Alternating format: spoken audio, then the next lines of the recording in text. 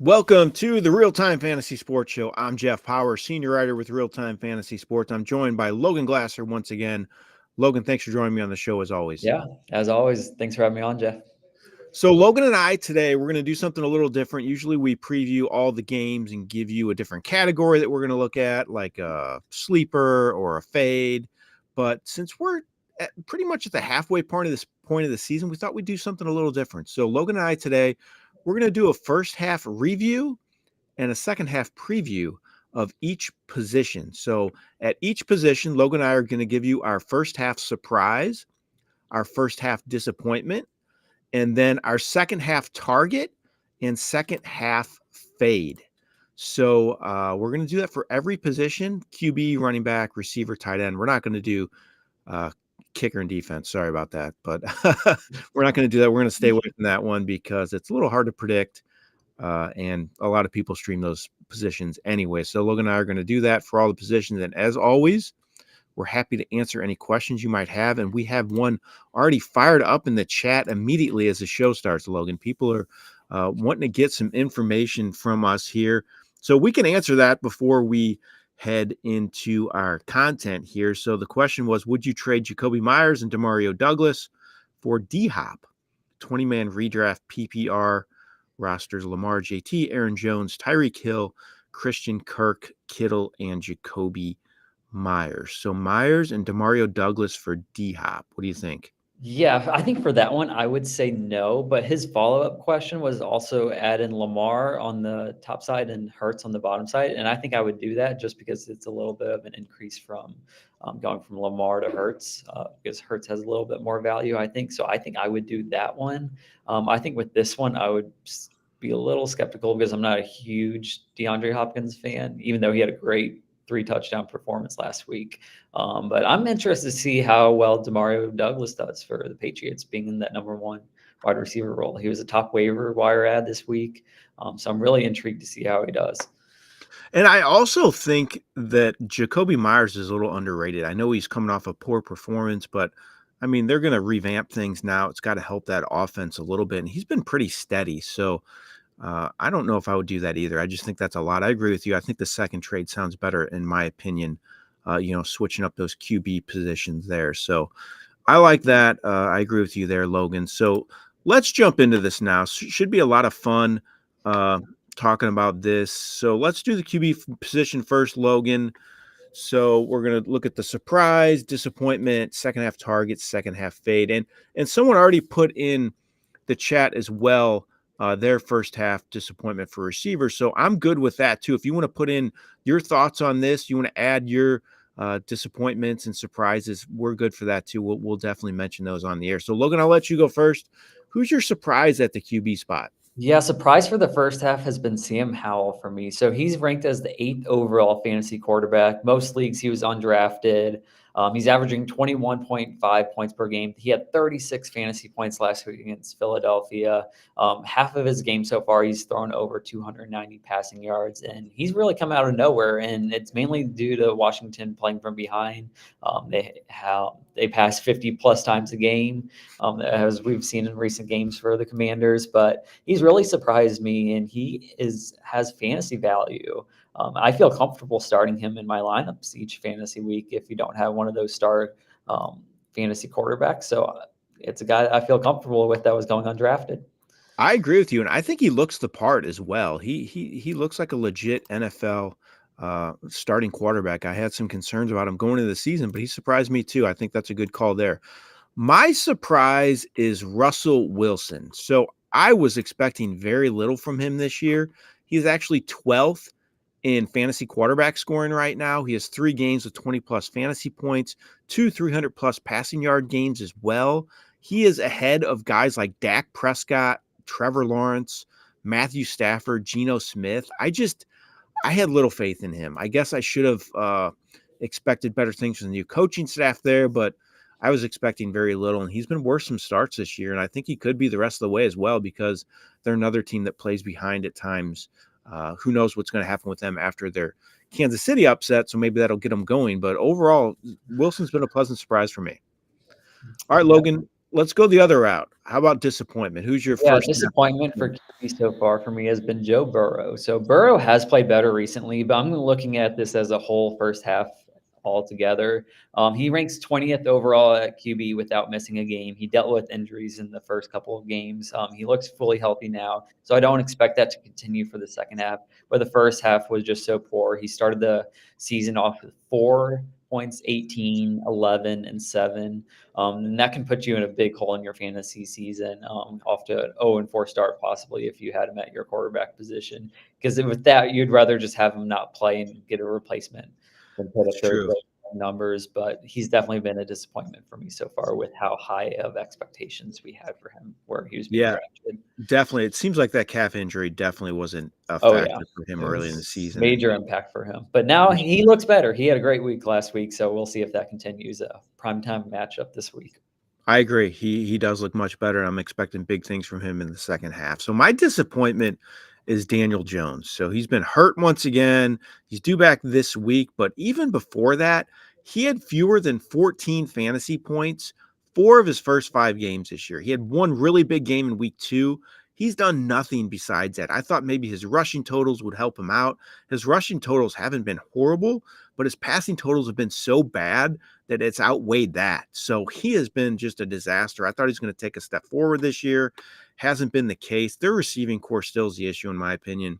They don't have anybody there. Darren Waller was the big pickup. He's been hurt off and on again, which has been a theme for him throughout his career. So Daniel Jones has been my first half disappointment. Danny Dimes just hasn't been getting it done for me.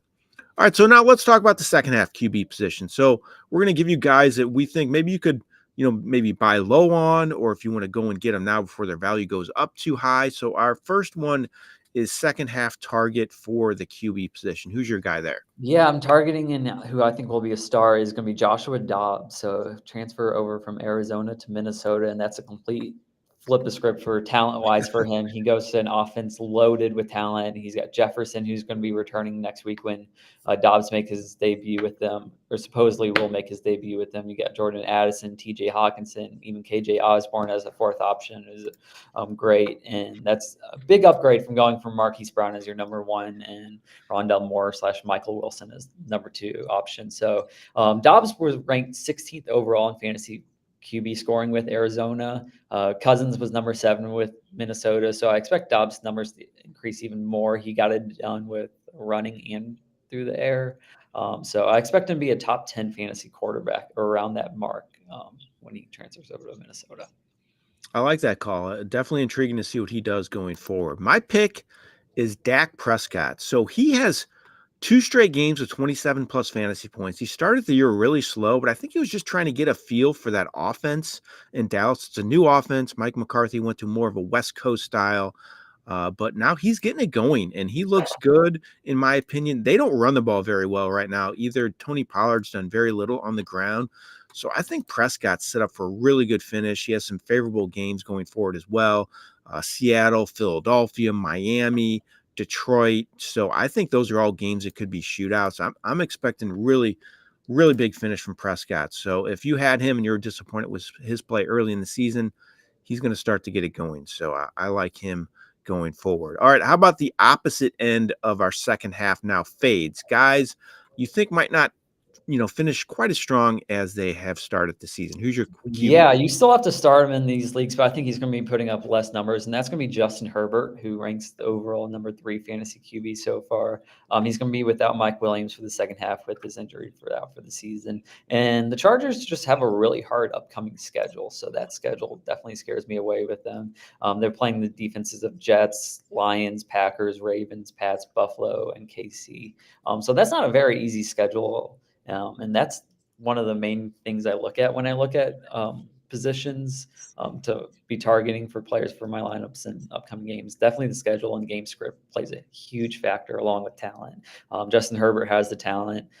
He's got Keenan Allen there, but again, he's missing Mike Williams in that hard schedule. So I expect his numbers to dip off a little bit from that number 3 overall QB position. My fade is a rookie, and it's CJ Stroud. So he has been tremendous to start the year. I think he's the best rookie quarterback right now ahead of Bryce Young. Aiden O'Connell is going to start playing. as well. But I think Stroud's been very impressive. He's actually 13th overall in fantasy QB scoring. He's had a couple really big games, but as with a rookie, I feel like a lot of times the defenses start to catch up. They start to look at tendencies, and it showed the last couple games, in my opinion. He has less than 200 passing yards each of his last 2 games. He did not do that at all the first 4 games. He had 240 plus passing yards each of his first 4 games, each of his first 5 games, I should say. And last 2 games caught up with him a little bit. The Panthers, too, really shut him down last week, and they don't have a very good defense. So that worries me a little bit. So I think Stroud could be a little more hit or miss the rest of the way after his consistent start to the season. Okay, let's move on to the next position now, Logan, running back. So now we're going to look at running backs, our surprise, disappointment, targets, and fades. Couple guys that's showing up there are going to show up on our list here. So let's go with the surprise first, Logan. There's a lot of surprises, in my opinion. But who's your top surprise? Yeah, there's a lot of surprises and disappointments from this running back position. There's a lot to choose from. Surprise, I'm going to go with Zach Moss.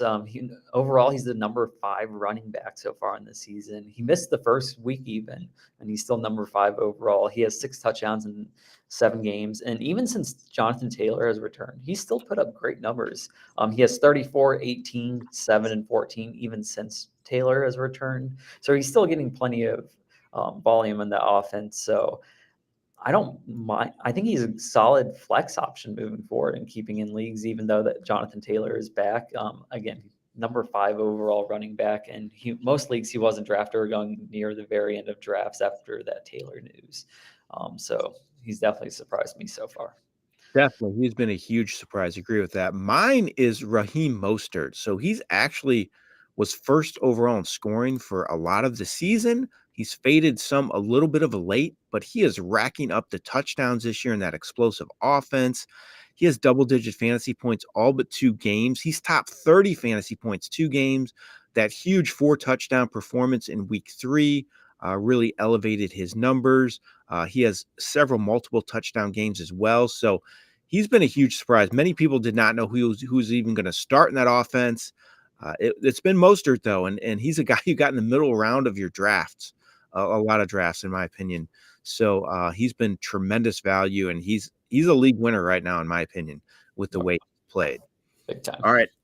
How about disappointment? Who's been a guy that you've been Yeah, I think we share this, and that's Dameon Pierce. So he's only averaging 8 points a game. He has 0 receptions in the last 2 weeks. He's being drafted in the 3rd or 4th round in fantasy drafts. He's just been unable to convert goal line carries as well. So he has really struggled getting in the end zone. They've given him several carries inside the 5. He just has not been able to get into the end zone. But it's just been a very disappointing season overall, mainly due to that offensive line is a huge factor as Houston really struggles with that offensive line. But it's just not looked good for Dameon Pierce. There's also several other running backs you could throw in here with Najee and a couple others, but Pierce has definitely been a standout for me. That's not been good. Pierce is my top disappointment as well. Totally agree with you. I have a lot of stock in him in a lot of leagues, and he's just been awful. So I'll pivot and give you another guy, like you said, a lot of different options to choose from. Najee Harris for me, another guy who I guess I shouldn't have trusted him to rebound, but he is. I thought he would a little bit. I thought the offense would be better. They made changes to the offensive line in the offseason, but he's just not getting it done. He has less than 50 rushing yards 4 times this year. He is not top 20 fantasy points in a game. He has fewer than 7 fantasy points each of his first 3 games, and then 4 of his first 5 as well. So he's really been a bust once again. So I'm steering clear from him going forward. I'm never going to trust him again. I hate to say it. All right, let's talk about a target now. How about a target at the running back spot for the second half? Yeah, star, I think everyone in the fantasy industry is going to be looking at him for a star, and that's Devin Achane, number 16 running back overall, and he only played in 3 games so far. He's expected to return in week 11, and the 3 games he played in, he put up 51, 27, 23, and he looked absolutely electric running the ball. You could see just with his speed and that offense of Miami putting up numbers. He's definitely a guy to watch out for in the second half. I agree. He was my pick too, so you stole that one from me, Logan, and he's been hurt, so a lot of people might forget about him, but I think Mostert might start fading actually a little bit. Yes, yeah, I'm trying to get rid of Mostert in all of my leagues currently. Yeah, He has fewer than 50 rushing yards each of his last 2 games. He has just 16 fantasy points total his last 2 games. Just 1 catch too, which is a concern. I think a chain's going to, kind of grab hold of that job. Mostert's older, and I think he could start to fade down the stretch a little bit. I think a chain's going to be the guy. So I agree with you there. A chain's my pick for the second half. I think he will be tremendous. Okay, how about a second half fade at running back? Yeah, fade, I'm going to go with Tony Pollard. So he's only had 1 game above 10 fantasy points since week 3. His volume has gone down a lot recently. So he started the season off with carries of 14, 25, and 23, a number of carries per game. And recently he's only had 11, 8, 15, and 12. So his rush attempts are a lot lower. It does have cause for concern for me. Dallas does have a great schedule upcoming, so that might help him a little bit, but the volumes just has not been as much as we've seen the first 3 weeks with him. Yeah, I hope it changes. I have a lot of Pollard as well, so I hope you're wrong there, Logan. I hate to say it, but I think you may be right. They just have not been able to run the ball. It's one of the reasons I picked Prescott. Yeah, in my I mean, second he half was QB. he was going in first rounds in draft. I think in our $10,000 syndicate, he went 5 overall, I believe is the number he went, and it just has not been first or second round production. I agree, unfortunately. My pick's Isaiah Pacheco. So he is 13th overall in fantasy running back scoring. He's been very good, very consistent, double-digit fantasy points all but 3 games. He gets double-digit carries all but 2 games as well. But I do not trust a running back in that offense. I don't do it. I don't like it. They don't get a ton of volume. They throw the ball a lot. They haven't used their running backs out of the backfield as much as I thought they would. And I know he has a great second half schedule. A lot of people have looked at Chiefs' second half schedule. It's not very good. They could put up some points, but I just don't trust a Chiefs running back, in my opinion. I'm not sure Pacheco's value is going to be higher than it ever will be at this point.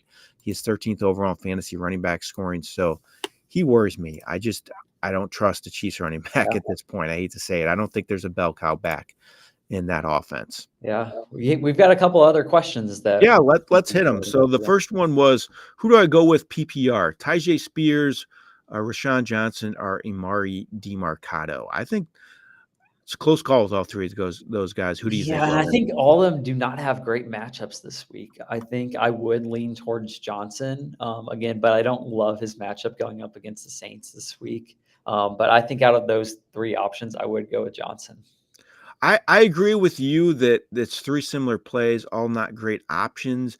If DeMarcado's healthy, I probably lean him just because of the volume. He got a ton of volume last week, and like you said, it's a terrible matchup, but he's going to get a ton of work running the ball and catching it too. But he's banged up a little bit, so you want to keep an eye on that.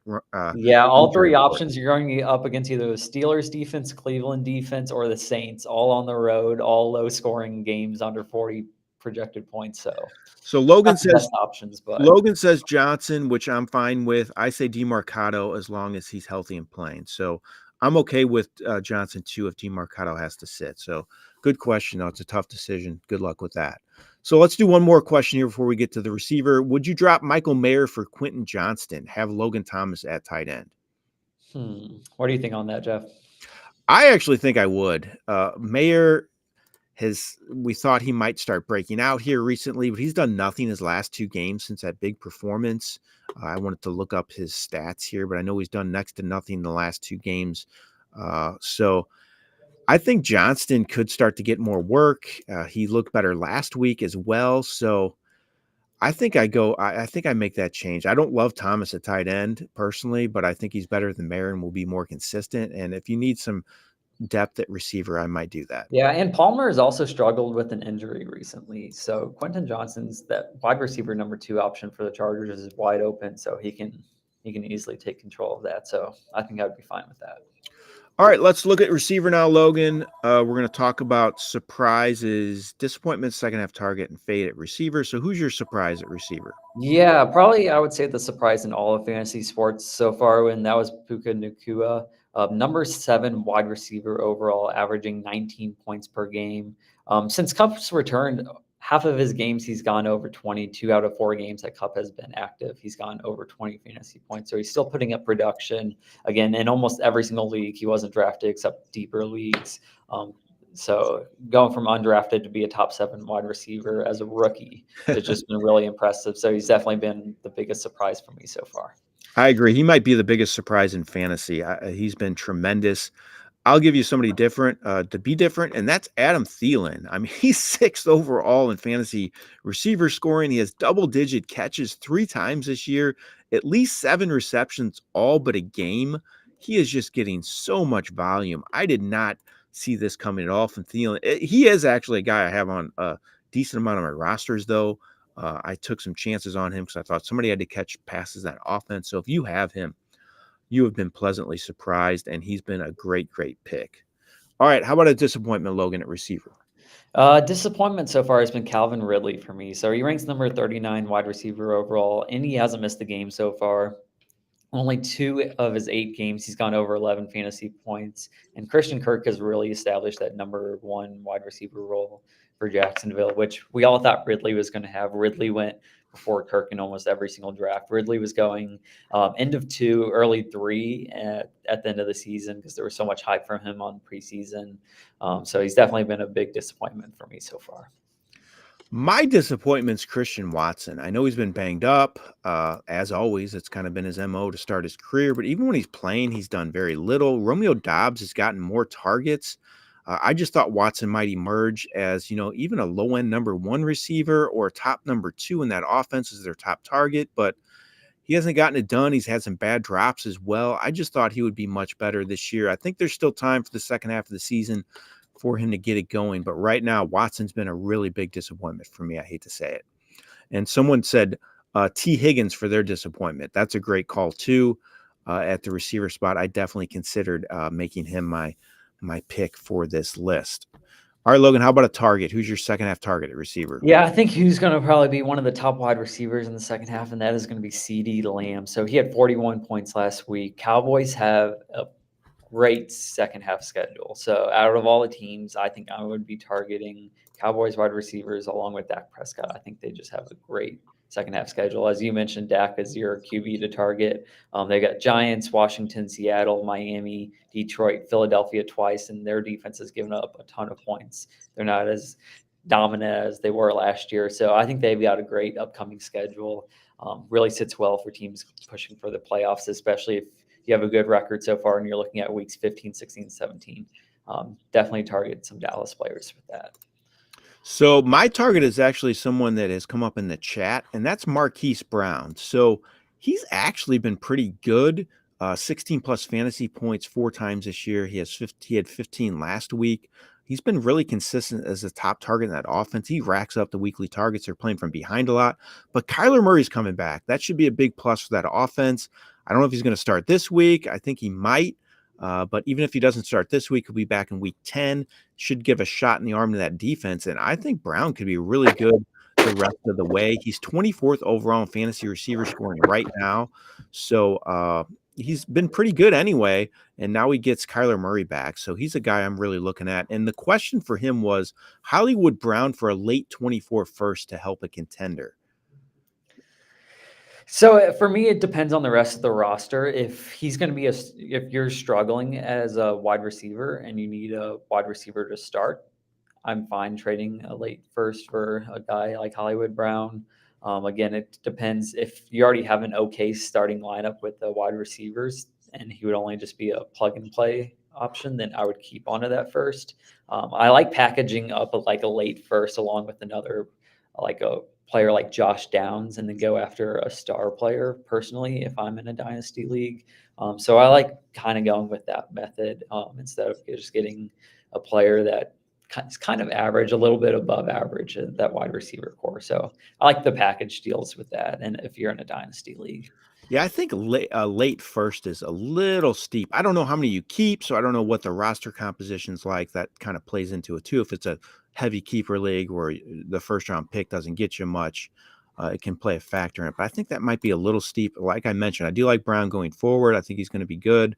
And if you really need a receiver and it could put you over the top, if you have a good roster, I would consider it. But I think the late first round might be a little steep for me. Okay, one more spot at the receiver, Logan. Second half fade. Who are you fading in the second half at receiver? Yeah, I'm going to be fading DJ Moore. So he had that electric game a couple of weeks ago. I think it was about 4 weeks ago that where he put up 40+ points. But in his last 3 games, he's gone 10, 13, and 9.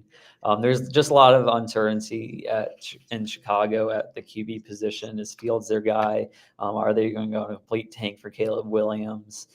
So with Tyson Bagent at QB so far, he's put up is 13 points, and people are expecting so much more out of Moore after he put up 40+ fantasy points. So he's definitely going to be a guy that I'm going to be kind of fading down the stretch. My fade is another guy that it got brought up in the chat here right after the other question. It's Mike Evans. So he is getting older, and I don't think they're going to be very good in the second half of the season. They had a good start to their year, but they're already starting to show signs of slowing down. He has fewer than 50 yards 3 of his last 4 games as well. So that worries me. He doesn't get a ton of volume catching the ball. It's touchdowns that have saved his fantasy value as scores 5 of 7 games. So if he doesn't find the end zone, he's not going to do a whole lot. So I think if you can trade him now, get some value for him, he's 11th overall in fantasy receiver scoring. So he still has gotten a lot of fantasy love because of those touchdowns, but I could see him not doing a whole lot in the second half. So we'll go into that question with him too. It's with Mike Evans being touchdown dependent, but solid, and K9 having a very tough schedule now. Who's K9? What am I missing? I don't know. You have any idea? I have no idea. don't I don't know who K9 is. Would you trade K9, Evans, and Higgins for Kupp, Ridley, and Warren? Depending on who that is, I would. He also said it could also be Kenneth Walker. Oh, that's it. K3 Gotcha. is what he should have put. Yep. K3, that would make more sense. Let's see. So it's Kenneth Walker, Evans, and Higgins for Kupp, Ridley, or Warren. Or you could switch out Kupp for Lamb is what it could be. That's a tough one. I think I would. I think I would honestly put Lamb instead of Kupp, just because Kupp has kind of been hit or miss so far since his return. Last week he had a very down week. His last 2 weeks has down weeks, but I think I would. I think Lamb is such a big upgrade over someone like Evans. Again, you're taking a hit with going from Kenneth Walker and Higgins down to Ridley and Warren, but I think that upgrade and that star potential would make it worth it. I'm doing it if you get Lamb. If you can get Lamb in the trade, go for it, because I think he's going to be fantastic the second half of the season as well, kind of like Logan. So if you can get Lamb, do it. But if you can't get Lamb, I don't know. Kupp's been so down the last couple games, and now Stafford's hurt, so that worries me. I say if Lamb, go for it. All right, last position, Logan. We're going to look at tight end now.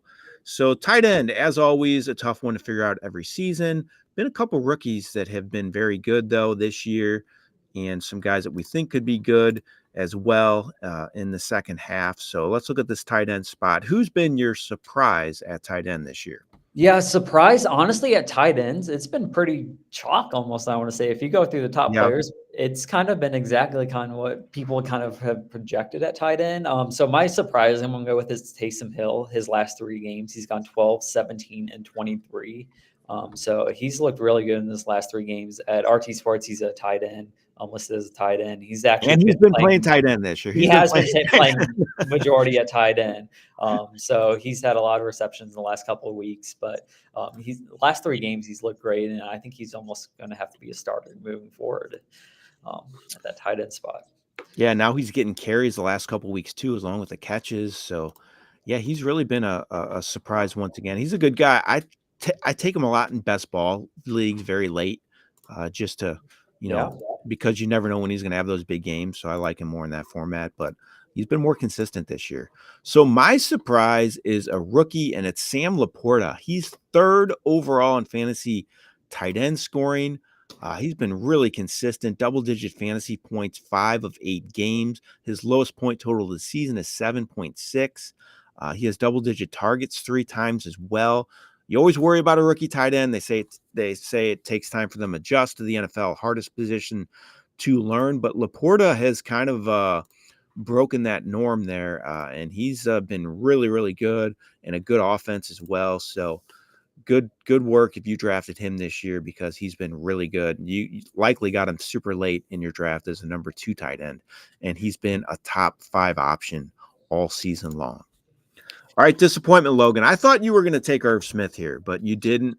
That's your guy. Just because he was expected to go at the very bottom of the draft, so he didn't have much value. So he's kind of exactly where he's been for the season so far. But for disappointment, I'm going with Dalton Kincaid. As you mentioned, for a rookie tight end, it just takes them a long time to adjust. And that's been the case with Kincaid. So up until the last 2 weeks, he has not scored over 10 fantasy points. He's been great the last 2 weeks with knocks out. He's got 15 and 17. So I do think moving forward, it's wide open for Kincaid, and I like him moving forward. It's just been in the first half of the season. He has been disappointing because everyone was starting him the first couple of weeks. He was going in rounds 8 and 9 in fantasy drafts.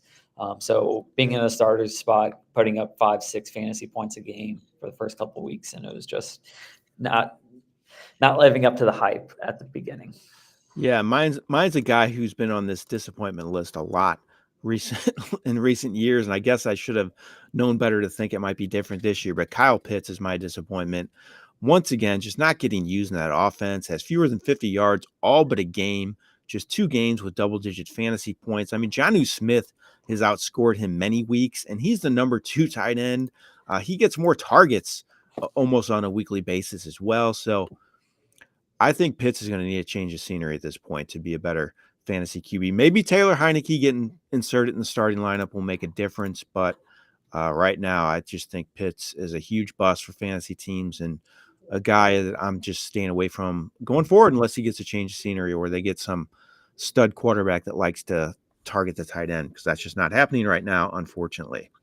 All right, second half target, Logan. Who's your second half target at tight end? Yeah, we're just going to be flip-flopping around at this tight end position, but my second half target is going to go with Sam Laporta. So he has 19-plus fantasy points in 3 out of 8 games so far in this season. He's been such a reliable target for Jared Goff.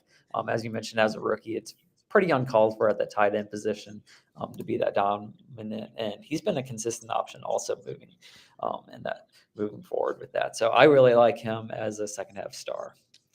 My second half star is your guy who's disappointed you. Yeah, as I mentioned, we're just flip-flopping back and forth here. You're right. But last 2 games, 15-plus fantasy points each of his last 2 games, 15 targets.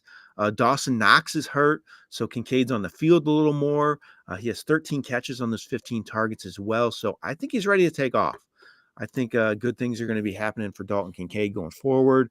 Should be a really good second half to the season for him. All right, second half fade, Logan. Who's your tight end fade? Yeah, second half fade is going to be Kyle Pitts, who was your disappointment. But so he's only had 2 games above 10, as I mentioned. Taylor Heineke might help them a little bit. I think Heineke's going to be better at throwing the ball than Ritter was. So I think there is a little bit of optimism with him there. But then they also have Jonnu Smith, who's also kind of – I want to surprise me with the Falcons and Arthur Smith if Jonnu Smith now just puts up 15-plus fantasy points with Heineke at QB. But so Pitts is definitely going to be my fade just because the Falcons offense altogether has not been great. I agree. So my big fade is Dallas Goedert. So Goedert has been really good a couple games this year. He has 2 games with 18-plus fantasy points. He's done nothing besides that, though. And for me, when the playoffs come around, I want consistency. And right now, he has not been consistent. I think he is going to be more inconsistent going forward. He's going to have a couple big games, but disappear other weeks. So if there's a guy on my roster that I can trade for that could be more consistent than him, I think that you can trade Goddard and try to get somebody a little more consistent, like an Evan Ingram or even David Njoku or Taysom Hill, like you mentioned. But I just think Goddard's a guy that scares me going forward because of his inconsistency. All right, Logan, let's get to a couple more questions here before we get out of here. We have a couple people in the chat been nice enough to stick around and talk to us on here. But this guy made a big move, traded Ford, Goddard, Diggs. So I'll be happy he traded Goddard for Etienne, Hawkinson, Devonta Smith. Good move.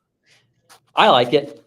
I think coming back, you're getting 3 solid players out of that. Again, Diggs is the big guy that you're giving up, but the last couple of games, Diggs hasn't been great. I mean, he hasn't been the first couple of weeks. He was one of the top wide receivers. Last couple of games, he's struggled a little bit. But you're getting three really solid players. I think Devontae Smith is also going to have a big rebound in the second half because AJ Brown is just taking up so many targets. But so overall, I think I like that move. I do too. And I know the Hawkinson deal, people might be scared of him a little bit because they have a new QB, no Kirk Cousins, but he's been so consistent. And look at Dobbs, the way he threw to the tight end in Arizona. So I think it's going to happen again here. And I love getting Etienne. I just think he's a great pickup. He is so consistent. He's been great all year long. So I think you won that trade. I think it's a good move. He has a follow-up. Also, which side you taking full PPR rest of the season? Hurts Olave or Burrow and Puka? I think I'm going to go with Hurts and Olave. I do think it's really close, as mentioned. I think you could go either way, but again, with uncertainty at QB for the Rams, along with Kupp being back, I don't know if Nakua is going to live up to Olave's status. And I agree with that. I'm with you there. I think Burrow may edge out Hurts a little bit. I think it'll be close. I think Hurts is going to be good, though, as well. But Olave, I like him more. That offense is starting to click a little bit. So I think that's good news for the Saints. Derek Carr's looked a little better lately. So I think I go Hurts Olave there. I agree there. Let's see a couple more questions here before we get it. With people hitting us up, I'm happy to answer questions. Always a lot of fun to get your input here. So a little question for you. Flex PPR, pick one. James Cook or Trey McBride or Kareem Hunt? I guess that's just for this week. Yeah, which one are you going with for that, Jeff? I like Cook. I think I'm leaning Cook too. It'll also just depend on who's available for Buffalo for running back, because they kind of been spreading the ball out a little bit more. But I do like Cook out of those three. I think I would go Hunt number 2 and then McBride 3 if I. Yep, McBride's intriguing, but when I'm picking PPR in a flex spot for a PPR league, I like the running back. I just think it makes sense to go with the guy with the highest floor. And McBride, he could disappear and catch 2 passes, but at least Cook's going to get the double-digit carries, probably a couple catches as well. So I like him the most out of those options there. All right, another one. I want to trade for Tyreek. I have Kupp, Amari, Flowers, Pollard, Swift. He offered Hill for Kupp and Kamara. I said no. I actually agree. I don't think I would do that. Kamara is the number 1 fantasy running back the last 3 games, and Kupp's really good as well. I love getting Hill, but I think you're just giving up a little too much there. Maybe you can switch it up. I don't know. I mean, I would be okay Pollard for Hill, Pollard and Kupp for Hill maybe. I don't know if you do that since Pollard hasn't been very good. Yeah, I think I would do that too, but Kamara's just been so dominant, and I think he was ranked like in the top 6 running backs, and he missed the first 3 weeks. So yeah, I could see why I would not do that trade either. I don't think I want to get rid of Kamara. I do think Kupp's going to start rebounding a little bit in recent weeks. I love getting Hill. He's been tremendous. He's set up for a record-breaking season, but I don't think I would do Kupp and Kamara for Hill. I would try to get one of those other running backs to bite on, maybe Swift or Pollard. All right. How about we've got to get a couple more questions and we got to get out of here. Can you rate my 16-man lineup? I don't know if I'm going to rate 16-man lineup. That's a lot of players. Yeah, kind of. Yeah. Trade James Cook and Marquise Brown and receive Mixon. Am I giving up too much? I like it because Cook is inconsistent. Mixon, I think, is going to have a good second half. I'm okay with doing that, especially if you're not going to have Brown in your lineup. Is Brown maybe on your bench most likely? Cook's probably a guy that maybe you're starting him as your number 2 or your flex, and you want to get Mixon instead.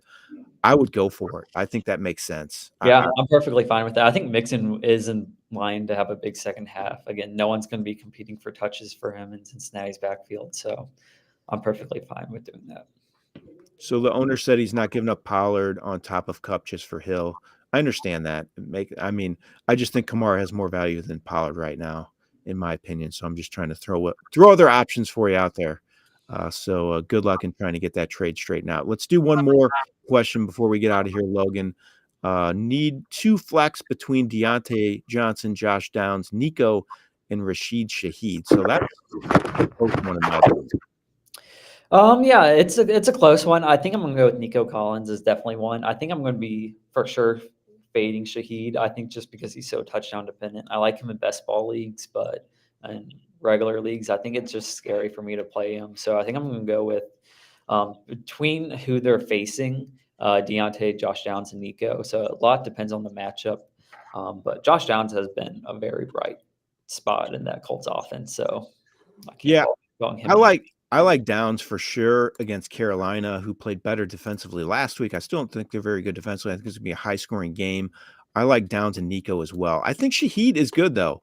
I would not be afraid to use him. I think he's going to be a little more hit or miss, but I like him a lot going forward. I think he's going to be a little more consistent. But for this week, I think going Downs and Nico Collins, I think Collins is going to rebound. They're going to get that passing game going there. All right. We got one more question on here before we go, Logan. Trade away Sutton and Brian Robinson for Mostert. I don't think I would just because of Gene coming back. Like we mentioned, I'm trying to get rid of Mostert as much as I can in my leagues. So I think I would hold on to them. Sutton's had a really good season so far. So I'm keeping both him and Robinson instead of Mostert. So here's my thought. If you're playing Sutton on a weekly basis, I would not do the trade. But if you're not playing Sutton, or if he's your flex play or bench player, because he's on a lot of teams because a lot of people took him later in drafts, then I would do the trade. Because while I am fading Mostert second half of the season, I do still think he has value, especially around the goal line and a great offense. And I like him a lot better than Brian Robinson. So if you're not using Sutton, I would make the trade. But if you are using Sutton at receiver, then I probably wouldn't. All right, Logan, that was a lot of fun. A lot of questions, a lot of good banter between us about our surprises, disappointments, targets, and fades. It's been a lot of fun talking to you today on the show, as always. That's been a great first half of the season so far.